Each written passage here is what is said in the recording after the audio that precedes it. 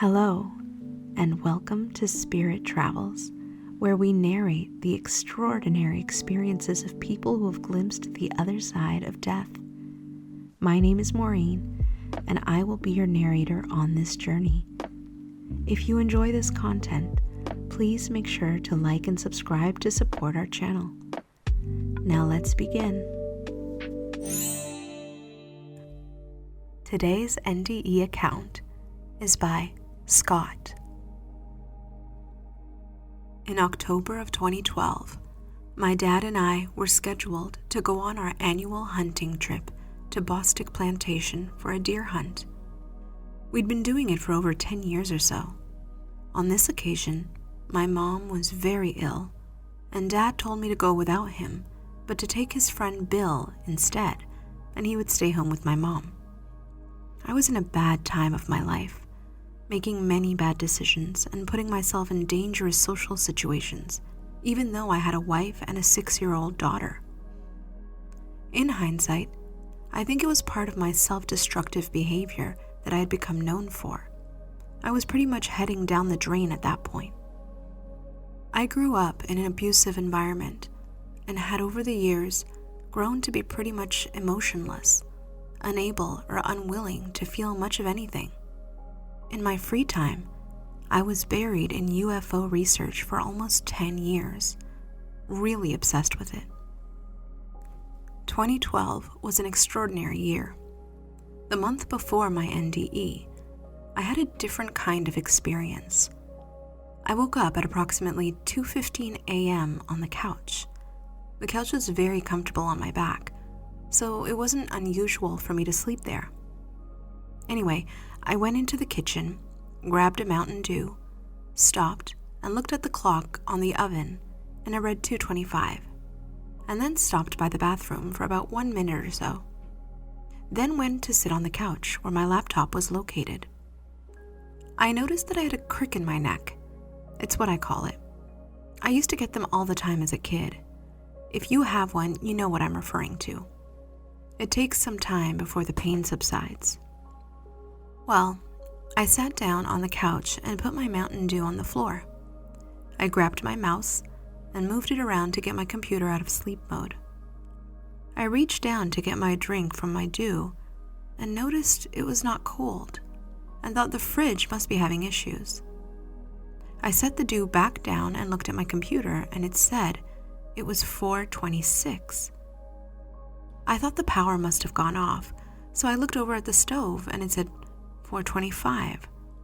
With that, I guess my subconscious picked up on the situation before I did, because all the hair on my body stood up. I looked over to the back door, which was about 5 feet away, and saw it was open about 5 inches. That's about the time the freaking out hit. My parents live on the same farm, and I looked down at their house. The motion lights were on, but hard to see because of the strange dense fog. I saw nothing but the motion lights turning on and off around the barn in the fog. I tried to wrap my brain around it, but everything made me think, was it just me that lost 2 hours? Or did the whole world fast forward 2 hours anyway? I reported it to MUFON as an unknown event that frightened me. My 2 Schipperkes were asleep on the back of the couch and showed no signs of alert. It was very strange. I know you're probably wondering what this has to do with an NDE. And that I understand, but please be patient and you will see the full circle it takes as we move forward. On October 14th, 2012, I gathered my gear for the trip and was saying goodbye to my family and assuring my daughter I would be home for her birthday on the 19th and not to worry. That made Bill and me late getting out, and we had to be there by noon that day, which was about a 3-hour drive. We arrived right around 2 p.m., which was a bit of a problem because the first hunt was to leave at 3 p.m. I've known the guide for over 10 years, so he cut us a little slack, but it was a race against the clock. I was throwing things out of my bag to get all of my hunting clothes organized. From years of practicing different martial arts styles and competing until I was 40, I also had a compound fraction of my femur when I was 10, which was significant and made my left leg 2.5 inches shorter than my right leg. The leg injury caused many issues with my back, and I'd been under a doctor's care for it since 2004. Your body becomes immune to the medicines, so they increase the dosages to compensate for it. So my routine was one 80 milligram pill in the morning and one 80 milligram pill in the evening. On this day, I would not have access to my medicine, so I didn't see a problem with taking it early, as it had no natural physical effect on me. When I entered the room I would be staying in, I took a pill out and set it on the nightstand so I would remember to take it before I went out to meet the guide. In a rush, I grabbed a pill and took it, then grabbed my things and went to the truck to load up with the others who would go hunting that evening. After joking around and getting to know each of the hunters, Bill said he forgot to bring his camo gloves, and I told him I had an extra pair in the room. So I ran back to my room to grab the gloves. When I saw my medicine on the nightstand next to the bottle, I grabbed the bottle to secure it in my things, and grabbed and took the pill with the water they supplied since I left my Red Bull down at the truck, not realizing that I'd already taken my medicine.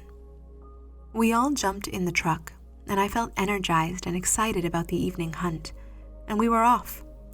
The guide, Jimmy, told me that he had an excellent spot for me to go that evening.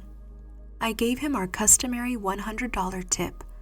As I said, we were longtime friends, and we garnered special attention from our friendship, and I'm sure from the money as well. He said he had seen a lot of activity around the pines behind the lodge. He would put me there and take the others to the opposite side of the property, that I would be getting off first, so to be ready. I had hunted this location before. It was a long road running east and west through the pines, with another road going south from the 10-foot-tall wood hunting blind. The road went out about 300 yards and turned around the corner to right where a big tree was.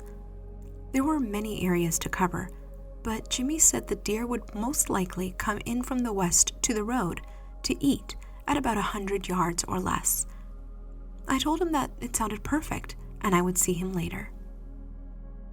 I got up on my stand and set everything to be reasonably comfortable for the next few hours.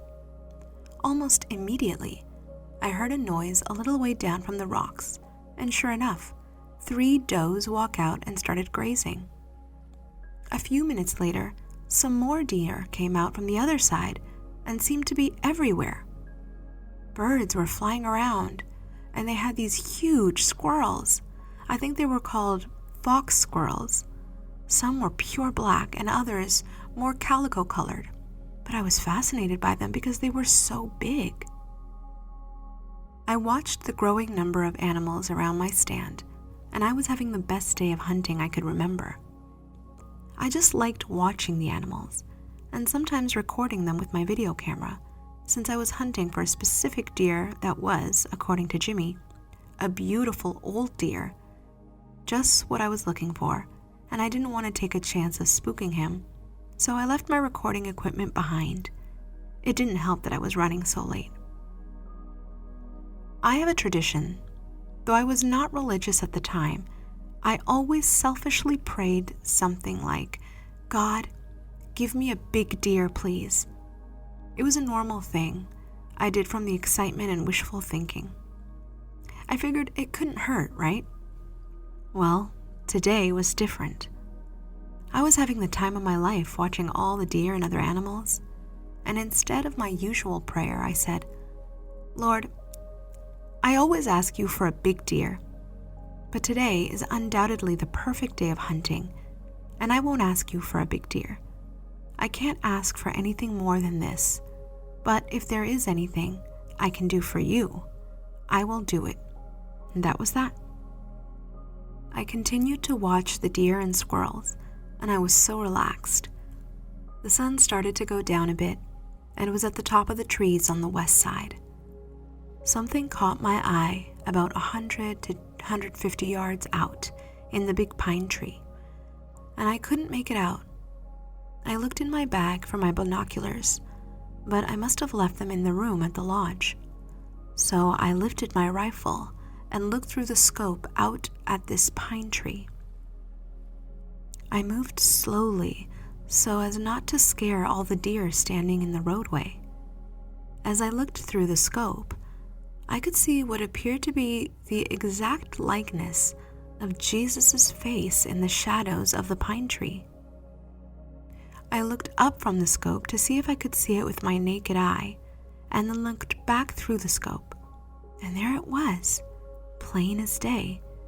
It was Jesus' face, but the light was dark, and the dark was light. Kind of like an optical illusion Jesus picture, if you've ever seen one of those. But this was much more detailed. I kind of laughed and said to myself, wow, God is in everything, isn't he?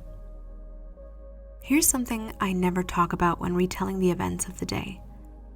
For just a moment after seeing the face of Jesus in the pine shadows, I saw all bright gold everywhere, except in the center, which was white, and it was the outline of a head, which I can only describe as having the shape of and hair of Don King. It lasted for just a second or so, and I saw no face, just the silhouette, white, almost like a template, surrounded by bright gold. I don't mention that usually because how do I say I saw the face of Jesus and maybe Don King? So while still looking through the scope, I panned to the right to see all the deer looking in my direction.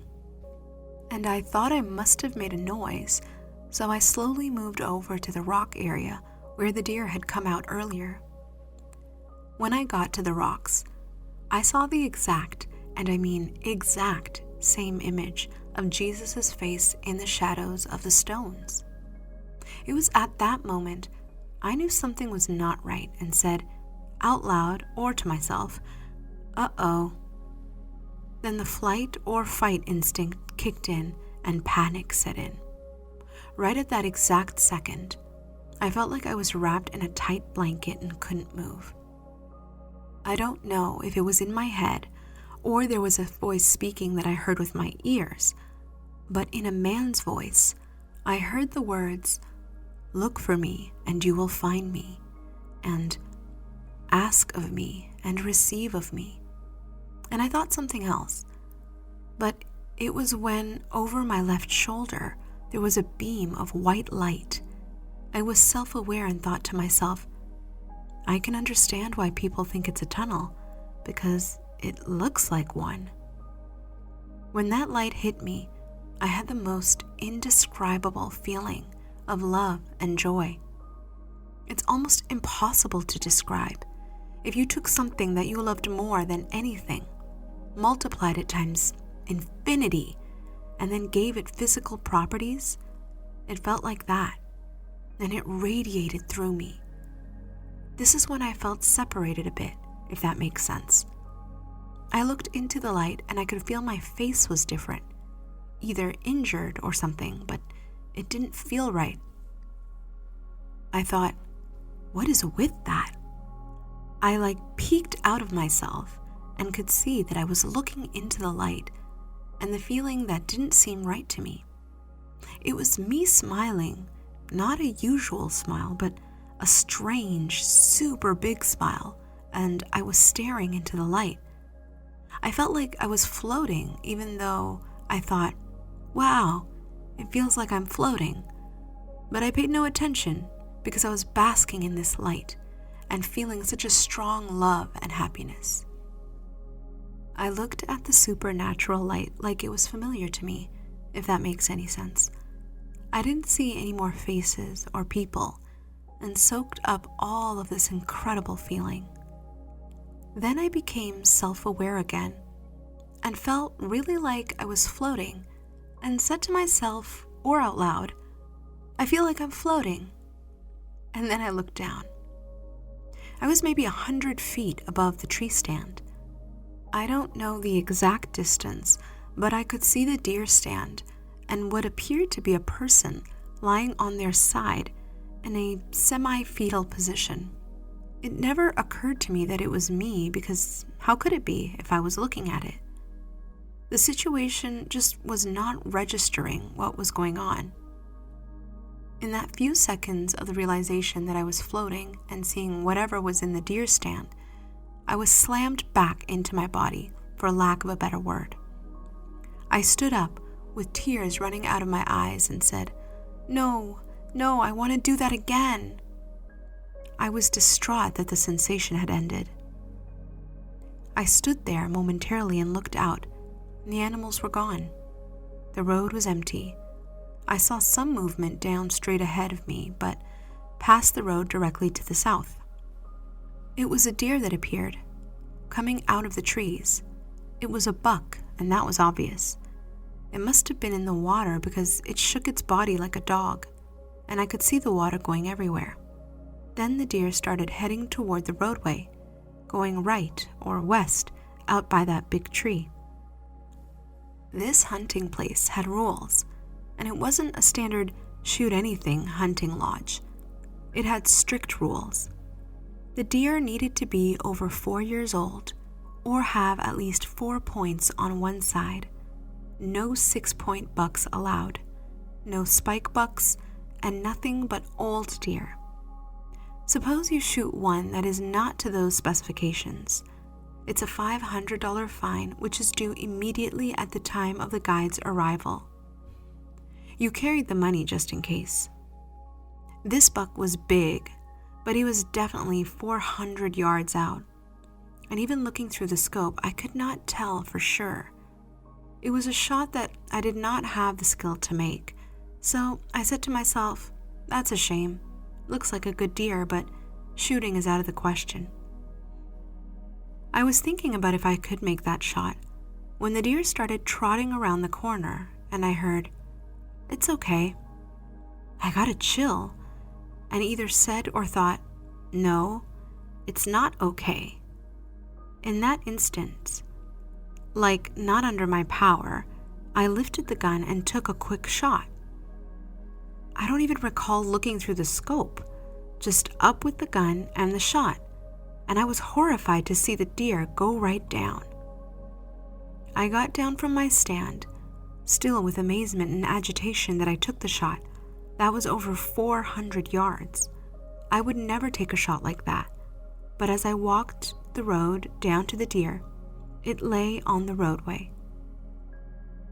I stopped about 20 feet away from him, and I saw that the buck had 4 points on one side. But I could see it was taking a breath, so I backed away very quietly and slowly to avoid making the buck's last moments fearful.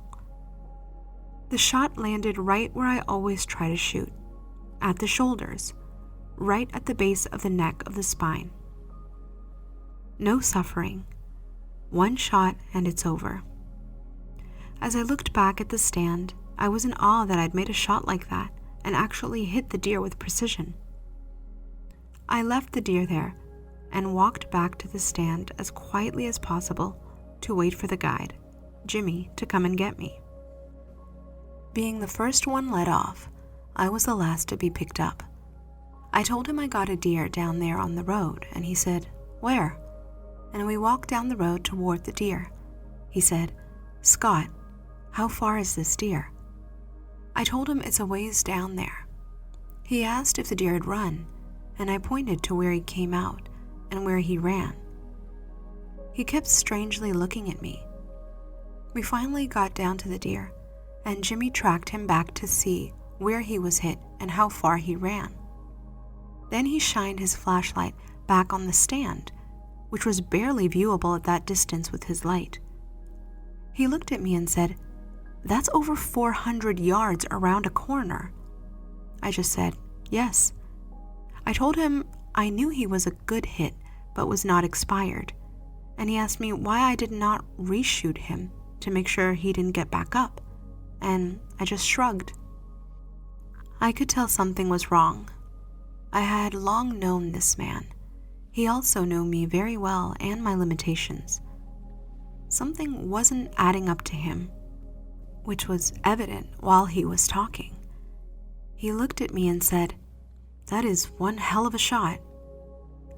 Walking back to the truck, he said something strange to me. He said, "Okay, I dropped Scott off at the stand, but who are you?" I thought he was joking, but later I understood why he said that.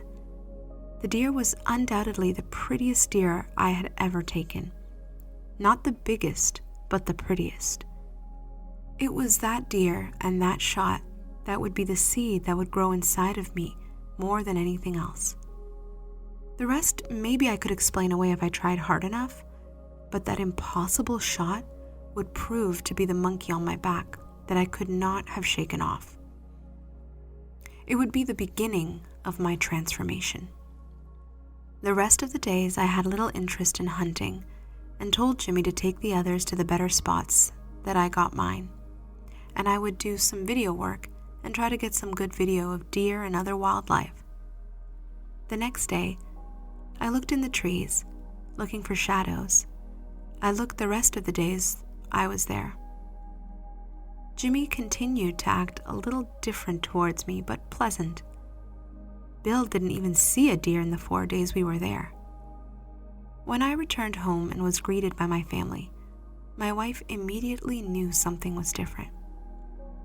We'd been married 8 years at that point, and she knew me better than probably anyone else, even my parents.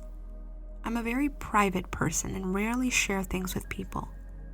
I did not tell my wife what had happened, but she kept asking me what was wrong with me, what happened. I told her nothing. I was okay. My wife is a now retired criminal attorney, and when she gets a sniff of something, she's like a hound dog. She said, "You're acting different and don't even have the same look on your face." I still did not talk about it and kept insisting nothing was wrong. That was until a week or so later when she cornered me and had to have a serious conversation. She said I was quite different in my mannerisms, the way I spoke, and my look. I'd had a rugged look to me, severe and not very approachable, but that was different and she knew it. I still could not reconcile what had happened to me, but after constant prodding and poking, I told her I thought I saw God.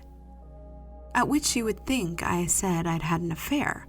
She broke down in tears and said, "This means the end of our marriage." I said, "Of course not. Why would it be the end of our marriage?" She said, "I would leave her to follow God." I told her that in no way was I considering leaving her to follow God, and that our journey would be together. My wife is a U.S. citizen, but at the time only possessed a green card. I am North American, and my wife was born in Mexico. Her mother was from Spain, and her dad was from Mexico. She was about as Catholic as you get, and during those 8 years was about as far away from any religion as you could get. Anyway, that crisis ended, and life went on for the next couple of weeks uneventfully, but she couldn't get over the change in my personality. My daughter was 6, so she noticed nothing unusual with me. The following months were when things got really weird. In November, my mom passed away. Her illness never got better, only worse, and she passed away on the 22nd of November, 2012. My dad shut down, and strange things started occurring, starting with a conversation between my wife and her sister-in-law, Alex. They were talking on video, maybe like Yahoo Messenger or something like that, via an iPod Touch or an iPad. I'm not sure of the device. But Alex said, "Oh, hi," and told my wife to say hi to Grandpa and ask how he was doing. My wife, Anna, said he was doing okay but having a rough time of it, and he's staying in his house a lot. She said, "Can I say hi to him?" Anna said he was down at his house, and Alex said, "Then who was the older gentleman that walked behind you just a minute ago?" That freaked everyone out because we were alone, just the 3 of us. That was the start of some dark times coming. I continued my studies of UFOs with a renewed passion, giving little thought to what had occurred in the woods that one afternoon. Strange things started happening in the house and outside over the next few months. My daughter and wife were experiencing strange things at the house. One night, sitting at the dinner table, we heard a crash in my daughter's bathroom. We went in to see what it was. Isabella had a plastic 4-drawer pink chest of drawers that were not but 18 inches tall and maybe 24 inches long and wide. It was filled with books, toys, and things for the bathtub, and it was heavy. It had been flipped upside down by the toilet with all the contents all over the floor. Some days later, someone knocked on the front door, loud. We heard the footsteps across the porch, but wondered how anyone could get in since we were behind a security fence with an iron gate. It's not like you could drive into the farm without being let in. She went to the door after the loud, endless knocking, but no one was there. We started seeing lights outside the house at night, and I saw a football-shaped craft go from one cloud to another while we were waiting outside of Issy's school. The girls saw the same thing by the house a day or so later. Too many weird things were going on not to notice. Roaring sounds in the sky coming from everywhere and nowhere. My dreams were about floating every night, and I had those dreams for a long time until they just stopped. The strangeness only got worse. The activities in the skies outside the farm increased, which for me and my hobby was exciting for a while, but scary for my wife and daughter. My thoughts of that October seemed to be a distant memory. Then it all came to a head on April 23rd, 2013, our anniversary. We all went to bed as usual on April 22nd, 2013, at the regular time of around 10 p.m. I woke up at 3:33 a.m. and got up to use the bathroom. I thought it a bit cool that I woke up right at 3:33 a.m., but I noticed the living room lights on and kind of grumbled something about a waste of electricity and that Anna must have left the lights on when we went to bed. Instead of going straight to the bathroom, I walked down the hallway to the living room. The end of the hallway is the last thing I remember about that evening.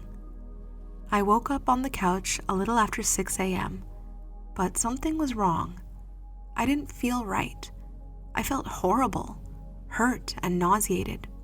I kind of stumbled down the hallway, woke my wife, and said, "You're late getting up." Issy had to get ready to go to her kindergarten class, which takes a while for them to get prepared for. I said to Anna, "I don't feel good. Something is wrong." And I went and sat on the couch until she and Issy came out. I was disoriented and felt like I'd been beaten up very badly, and my side hurt. My whole body was aching, and I was confused, having trouble with words and names. My wife looked at me and said, "What is on your face?" To which I responded that I didn't know what she was talking about. I just said, "I feel like I was in a car accident. I feel worse than I did the day after my black belt test in Hapkido, and that was the worst beating I've ever had." I walked over to the table, and she looked at me with wide eyes and said, "Your forehead is bruised." I said, "I have a headache, but my side is killing me." I pulled up my shirt, and there was a triangle burn on the side with blisters. She put medicine on it and told me to look in the mirror. I went to the mirror, and it looked like a triangle with a tail coming out of it going across my forehead, with a triangle shape over my eye. It looked like a bruise, but it was a burn. The triangle on my side was a burn as well. All that day, I had trouble making words, forming sentences, even remembering names. Every part of my body hurt, and I was fatigued. I was confused, and at our anniversary dinner, I could not remember how I liked my steak cooked. It took a week before I felt normal again. The one thing that had changed was that I no longer thought UFOs were extraordinary. I thought they were terrible. MUFON was contacted again, but I had absolutely no memory of anything that had happened. I spoke with the granddaughter of Barney and Betty Hill, a lady named Marjorie, if I recall correctly. She brought me some comfort, but did not change my new thoughts on UFOs. Well, that type of activity continued until we decided to move from our house, hoping to start anew in Florida, so away from South Carolina. We went to Florida in 2014, hoping to leave all the strangeness behind us, but we were not so lucky. Right from the start, we see lights in the sky that could not be confused with airplanes. We had one that sat over top our pond with rotating lights, clearly not an aircraft. My wife and daughter were out front of the house at one point. Looking up from the driveway, they were screaming for me. I thought, uh-oh, it's a gator. But when I went out, I saw them looking up and pointing, saying, wow, and look. I was looking, but I guess from my point of view, I could not see what they were looking at. I asked what it was. My wife said, those white lights are right there. I said, I don't see them. I can't see them. Where? With that, a glowing orb flew out in front of me, maybe 80 yards up and about the same distance ahead. I definitely saw this. It pulled out in front of me and stopped, and then it got super bright to the point that I had to shield my eyes from it. It went back to the normal glowing, went out to the left, and then back over to the right, where we saw two other white glowing balls join in formation, one on top and two on the bottom, and they flew off northwest on an upward trajectory. My wife had run and grabbed one of the scopes from the laundry room, and I watched them from some time. They were holding a triangle formation until they were no longer visible with the naked eye or the use of the scope. It was at the end of 2015 and then 2016 when everything changed. I noticed that more and more. I was thinking of the activities of 2012, and the deer I got that day was displayed in a place of honor. I could not take my eyes off of it. Though I denied it many times, I could tell I was not the same. My thinking was different, and most of all, I was feeling emotions, not just my own, but other people's, which I call vibes. I was aware that things were different. I couldn't wear watches, and every time I did, they would stop working. I was swarmed by dragonflies every time I went outside. Not like one or two, more like hundreds. I had a couple of instances of an old TV turning off that circle that slowly got smaller. I think you have to grow up in the 60s or 70s to understand what I'm speaking of. But I thought maybe I was sick. My doctors told me I needed an ablation done to my heart to stop the ever-persistent SVT that haunted me, and I would end up in the emergency rooms with my pulse going over 200, and sometimes so high the machines could not read it. Many ice baths and shots of nitro, but was that the problem? I wasn't sure. Pulse over 100 was normal for me. Imagine running a marathon every day. During the 4 years since my NDE, I wrote to many people about my experience. Many of them were well-known preachers online and prominent church pastors, asking about my experience and never getting a reply. At this point, I was confused about what had happened to me that hunting day. Maybe it was this UFO business that was plaguing us.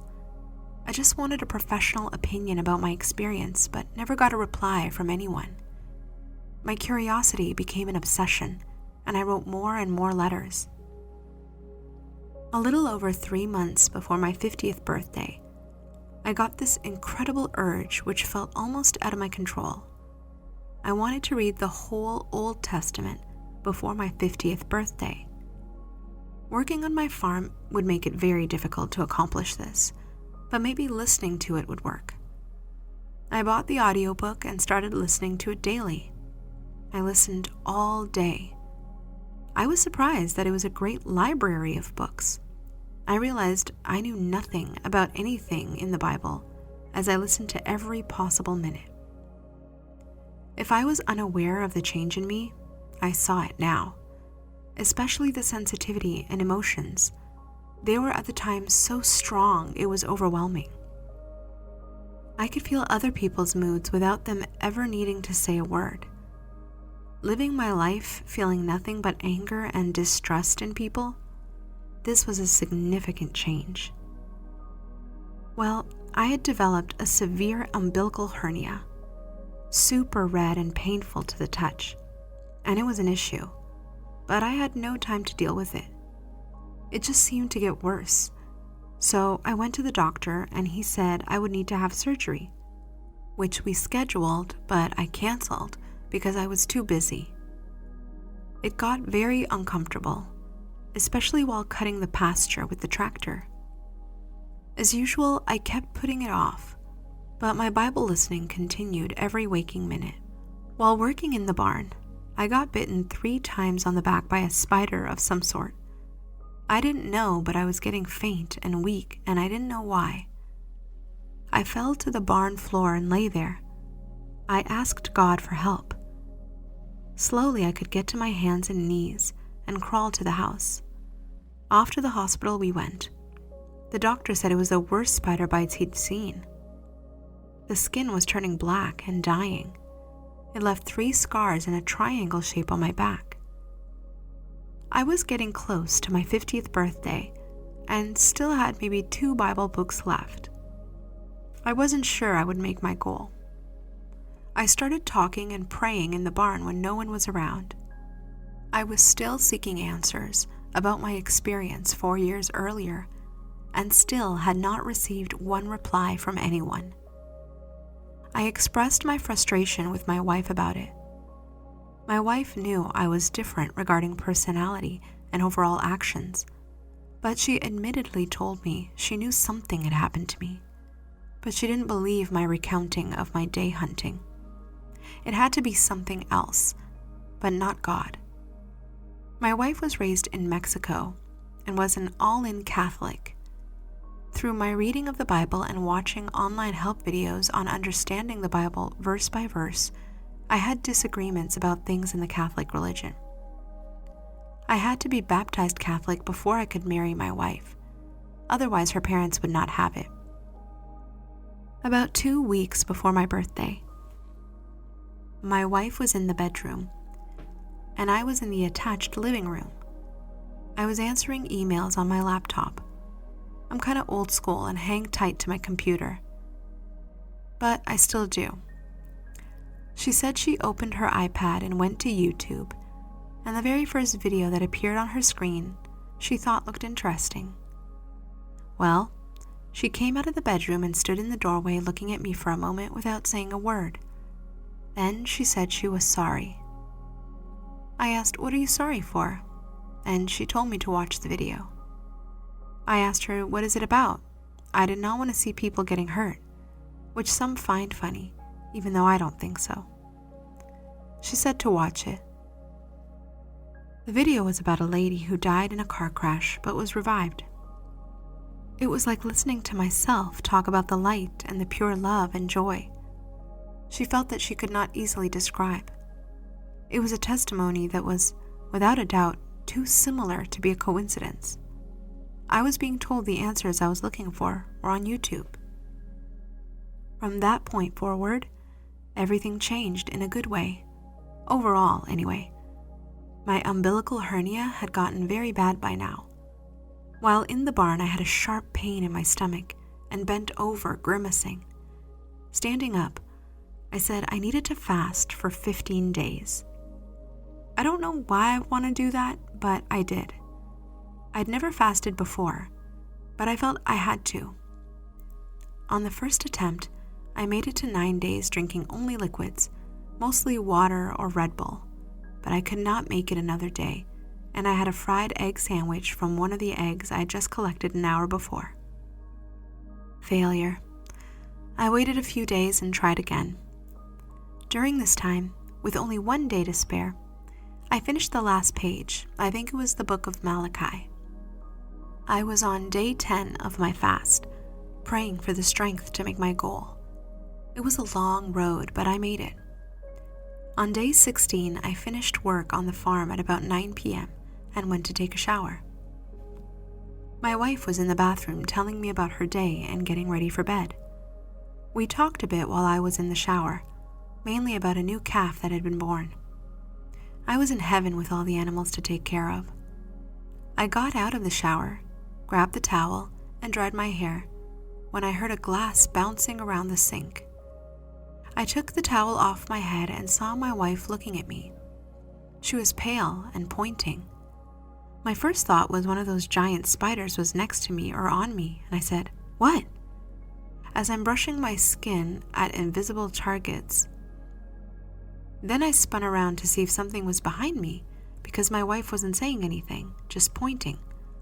Finally, I raised my voice and said, "What, Anna?" She just looked and pointed at me. I looked in the mirror and didn't see anything at first. It was then that I saw the giant red umbilical hernia was gone. Not smaller, not less red. I mean, gone, like there was nothing there, ever. I went to the doctor and he asked me if I'd gotten surgery, and I told him no, which seemed to puzzle him to no end. He examined my stomach, poked at it, and checked my belly button roughly. He said that he'd never seen that before. He said that I needed surgery. 3 days later, in the night, I was watching a video which I think is called Under God's Dome or God's Firmament, I'm not sure. Just know that Mark Sargent did it. I had just taken a shower. My daughter was across from me sitting on her bed. I was in my usual spot on the couch and my wife was in the connecting bedroom. I came to a point in the video where they were talking about how the eyes can betray you or be manipulated and show an optical illusion of Jesus. I thought it said to stare at the picture for 4 seconds and then look at a white wall and blink. I hit pause with the picture on the Alienware computer. I tried it, but I could not see Jesus on the wall. I called my wife in and told her to get the optical illusion on her iPad and try it. She pulled it up on her iPad and went back to the bedroom to try. I tried again for 4 seconds and blinked as fast as I could at the white wall, but couldn't see him. One more try, and I looked as hard as possible and I blinked as fast as I could. There was this crazy vibration, like a fast shake of my head, just strange. But what came next dropped my jaw. If I recall correctly, gray clouds traveling counterclockwise were swirling. It was all I could see. Slowly, a hole started opening in the center. I could see something green. The hole gradually got bigger until they were gone, and I was looking at the grass with the horizon full of crazy-looking clouds, with flashes of all colors going off. It reminded me of the old cartoons, when 2 people were fighting in a cloud of dust, and it would show lights flashing to signify the blows hit. But this was real, and those were real clouds and very scary looking. They stopped at what appeared to be a fence line. I started looking back to the right. It was a game trail, and then I saw him. A guy standing not more than 20 feet away at about 2 o'clock from me. He was staring at me. He wasn't smiling or frowning, just looking at me. I'm sure I was with my mouth wide open in disbelief at what I was witnessing. No doubt in my mind that the person looking at me was Jesus. For the most part, he fit every description I'd seen. He was tall and had a white robe and sandals on. His eyes were intense. They were a cross between light green and dark blue, almost emerald. Piercing eyes, but non-threatening. From my vantage point, it looked like he had a slight glow around his head, but as I moved to the right toward the path and a little closer, I saw a very delicate, thin white cloth draped over his head from shoulder to shoulder. You could see his wavy brown hair coming out from underneath at shoulder length. I did not see my hands or feet while walking or moving. I was now in front of him on the path. He looked gaunt but super healthy. He had dark tanned skin. The next thing I know, I'm right in front of him. I was looking up slightly to the right, and I saw his beard and mustache. So he was taller than I was and appeared to be in his late 20s. I wear a beard and mustache, but I was fascinated with his. It was trimmed very close, and it was perfect. I mean, perfect. Every hair looked like it had been individually cut. It was remarkable. I guess if you've not grown a beard and mustache, this probably doesn't make sense to you. But for those of you that have one or have managed one, you know how hard it is to maintain. This was immaculate. Funny that the beard and mustache are what I focused on, but I had to be standing basically on his feet as close as I was. Like an embrace. I say this because I was looking at his beard, looking up 5 to 6 inches to my right. He had high cheekbones and perfect complexion. The amount of time that had gone by, I was not sure. Within seconds, I was immediately standing back where I started. He turned to his right and put his arm out, pointing not directly into the clouds, but off to that right side. Though the field was lit like daytime, I saw a slight glow on his left cheekbone, which was a bit confusing because with all the lights and things in the clouds, the many reds, yellows, and oranges, I figured the sun was behind him and the clouds. There was no visible sun that I could see, just a glowing light sky, but not blue. At that moment, he swung his arm out and I was sitting on my couch. I called to my wife and said, "When you did the optical illusion, did you see lifelike Jesus?" She said, "No, just like a painting of his face." I asked her to come in there. I was blinking and blinking, trying to get back to where he was. Why didn't I say anything to him? He wasn't wearing a name tag that said Jesus, but I never doubted that it was him. I'm adding this because it is a common question I get when I tell of this experience. He did not have any wounds on his hands or feet. I would have seen it for sure. My eyes hurt, and I had a bad headache right between the eyes. When I told my wife about my experience, she didn't know what to think. Maybe she thought I was starting to lose it, but she had seen a total change in my personality and the ordeal with the umbilical hernia, so she was worried first about my comfort. I played the video for her. The video said to look at the picture for 30 seconds and then look at a white wall. Where did I get the 4 seconds and the blinking part? No idea. In minutes of the event, the less than a year old Alienware computer shut off and would not turn back on again. I took it to the computer shop, and he said the electronics were fried, and the motherboard and possibly the hard drive would need to be redone. So after 10 days of working on the computer, they were telling me even with the new motherboard, it's not functioning, and suggested to send it back to the manufacturer. I didn't opt for the extended warranty, so I still have this computer that I worked on and was able to access using a boot drive that I created from SanDisk. Everything in the computer was erased except a few programs, and the computer will not function properly, taking a long time to open one of the remaining programs, but totally unusable. The UFO activity ended. We no longer saw anything. Things seemed to be settling down. My daughter was now 10, and it was time to have my long-awaited heart procedure done. My cardiologist set me up with the best surgeon for this procedure, and he was out of Tampa, about an hour and a half from my house. I was really nervous about the surgery, I guess because I'd been putting it off for such a long time. Because I had learned the importance of family and had learned what it was to really love, I did not want my daughter to forget me if something happened. I had trouble sleeping leading up to the surgery, so I would try to take naps in the daytime when I could. Maybe a week before my surgery, I laid down on the couch to take a nap. I put a headphone on and listened to a video I had come across some time before called The Teachings of Jesus Christ on a YouTube channel called Scrawny to Brawny, which are the Beatitudes or the Sermon on the Mount.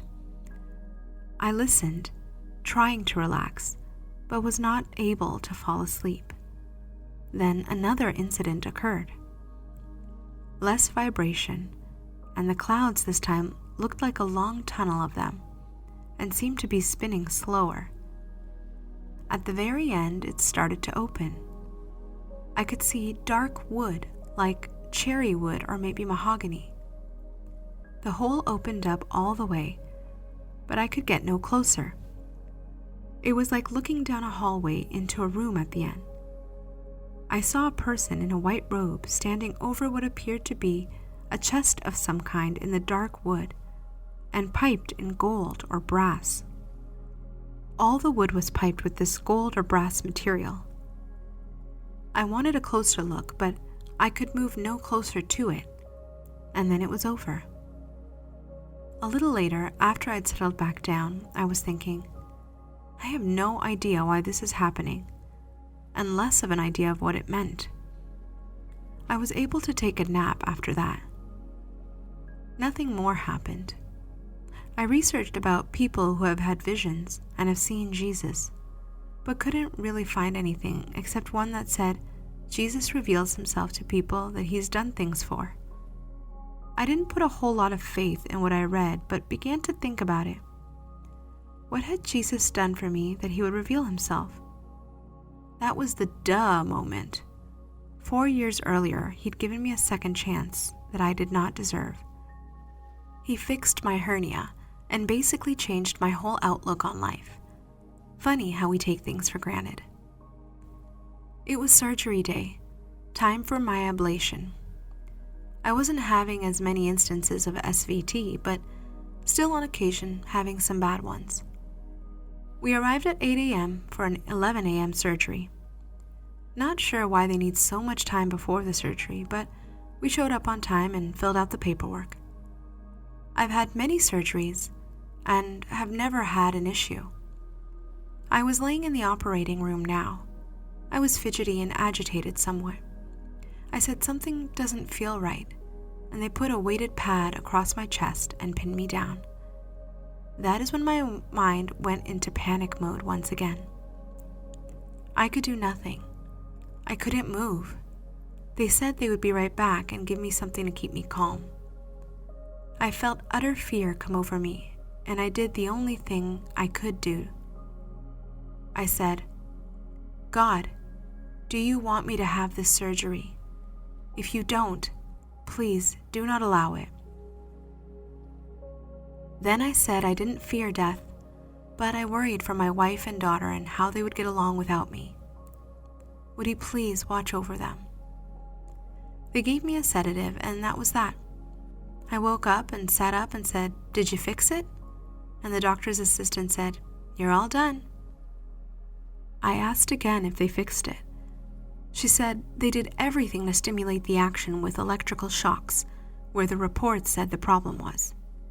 She said they tried everything, and they could not see any signs of SVT.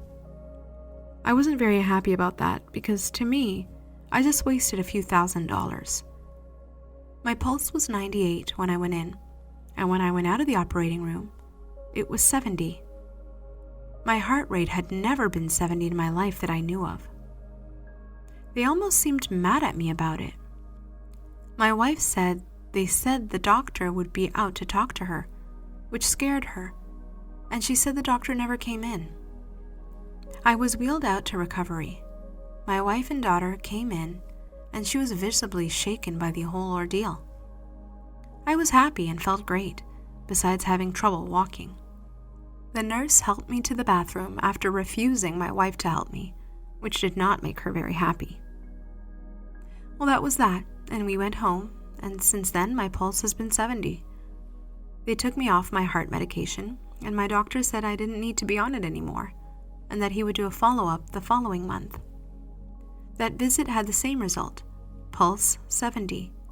no instances of SVT, and I was drinking Red Bulls with abandon. I've been drinking Red Bulls all day, every day since then, and my pulse is always 70s, though I have a breathing problem now from extended run-ins with black mold, which makes my heart rate go up sometimes briefly when I lose my breath.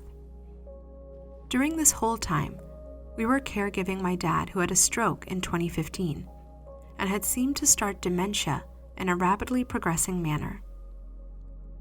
There was one more instance of an emergency situation where I felt the Lord had intervened. In our house in Florida, I was doing a few exercises upstairs where I had my vision. I needed a break, so I sat on the couch and laid my head back. I felt a piercing pain in the top of my head. I grabbed at the spot, not knowing what was going on, but I immediately knew whatever it was, it would kill me. I just could feel it. When my ability to breathe became very labored, I said, "Yeshua, help!" And with that, I fell to the ground. I was able to reach my inhaler on the table and started pumping it and gasping for breath. For a second, I got a breath and my medicine in my lungs. Things were getting fuzzy. I tried to get back up and fell again.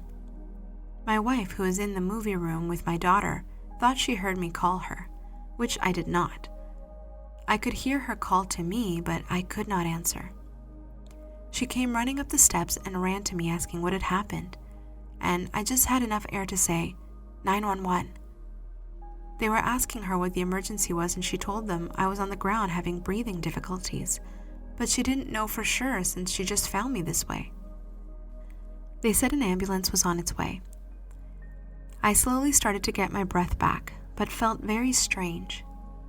I was sitting on the floor and kept hitting my inhaler until I could take shallow breaths. I told my wife to call the hospital back, and we would just go there. It was 30 minutes away, but I was feeling a little better. Tell them to save the ambulance. I was able to get up and go over to the couch to see what had happened. It was a red paper wasp in the curtains that stung me. I had been keeping bees and knew I had a reaction to the honeybees, but nothing like this. So we got in the SUV and headed to the hospital. I could tell I was getting worse with every minute. I didn't realize it, but I was in anaphylactic shock, and my whole body was swelling at an alarming rate. Maybe the ambulance wasn't such a bad idea after all. It took a few minutes to leave the house because we had to explain that I was injured to my dad, who didn't seem to care but wanted to go with us, and we couldn't leave him by himself. So we were running late.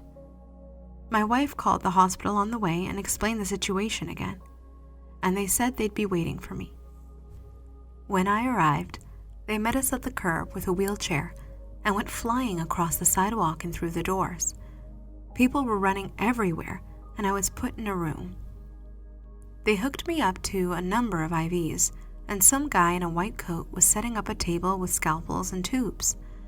I said, "That's not for me, is it?" He said, "If these medicines do not work, we're going to have to do a tracheotomy." To which I replied, "The hell you are." And he said, "If the medicine doesn't stop the swelling, we'll have no choice because you're not going to be able to breathe." They couldn't believe I even made it to the hospital and said I was very lucky. They told my wife 5 minutes more and I might have suffocated and died. They also said that every time I get stung, it'll be twice as bad as the time before. So now I have to carry EpiPens everywhere I go. They said if it happens again, inject one in my leg, and 20 minutes later, hit myself with another one while I go to the hospital. It was a really bad reaction, and another instance where God intervened. Thank you, Lord. My dad got worse and worse. Those were very hard times. We had a home built in Mexico because my dad and mom had wanted to move to Mexico when he retired, and I guess he was just holding on to that memory. So we built the house and are still here today. My wife has totally converted over to following the King James Version Bible and no longer practices the Catholic faith, but is a strong Christian woman. We're on the same journey, but I recognize the different paths, and our relationship remains strong despite the differences in world and life issues. Since 2016, there's not been much to report. A few of what I call God dreams, which I put on YouTube, and vivid NDE dreams. The smell of flowers through the house on occasion. However, we are seeing aerial phenomena again. One was so big that I thought it was the moon in the crescent phase at first glance. Then I watched it go from south to north, from one cloud to the other, and it was about the size of a basketball at arm's reach. No silver dollar would work here to judge size. It sent me into an asthma attack as I ran to get my camera. It was making its own clouds. It was that close and that clear. In closing, I will share my thoughts on what I think is happening. 1. There's a battle going on for our souls. 2. We are not our bodies, we just inhabit them. 3. Death of the body is not the death of you. Besides the floating feeling and all that love, it was still me with the same thought patterns and same stubbornness in regards to looking at the bigger picture. 4. I would be curious to hear how many fellow NDEers had a dark period after their time in bliss. It's an endless battle. 5. Something happens to us after we experience an NDE in regards to personality, outlook, magnetic properties, and maybe vibrational frequency. My sensitivity in regards to other people's feelings or emotions is off the charts. 6. The Bible is a connection to our Father and Savior. Most importantly, there is a God, and we need to try and walk with Him. And there is evil, not little green men from other planets, an evil that inhabits a body or a vessel. Thank you for your time to read this. I'm close to my 10-year anniversary, and there's not a day that goes by that I do not think of my experiences and what it all means. NDEs can be a wonderful, beautiful, lonely, and depressing experience, but there are people out there you can talk to that understand what you're going through. I'm not sure why this happened to me, and I still have not figured out what God wants of me or what it all means, but I'm sure it was because I'm a big sinner and I needed to be saved from myself. That love that NDEers feel but cannot describe can be summed up like this. To feel that love again, I would give everything I ever had and everything I might ever get to feel it again. That's how I describe it to my daughter, because there are no words to describe it. Embrace that and run with it. I don't know about you, but I am excited about the next adventure when this one on earth is done. But by the grace and mercy of God, I'm still here. For those who have experienced an NDE, you've been woken up. You've been given a gift. Before we were sleepwalking through life. Now, we can truly see the beauty of God's creation. Walk the road with God. Do not get off on the wrong exit while searching for answers.